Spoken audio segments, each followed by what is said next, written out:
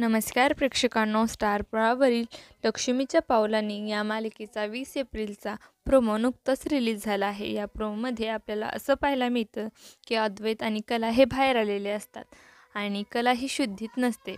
कला अद्वैतच्या कानातले इयरफोन घालते आणि तिच्या कानात एक घालते आणि अद्वैतच्या कानात एक घालते आणि कला ही पडायला येताच लगेच अद्वैत तिला धरतो आणि खरे अगं तू शुद्धीत नाही आहेस। कला लगेच अद्वैतचा कॉलर पकडते।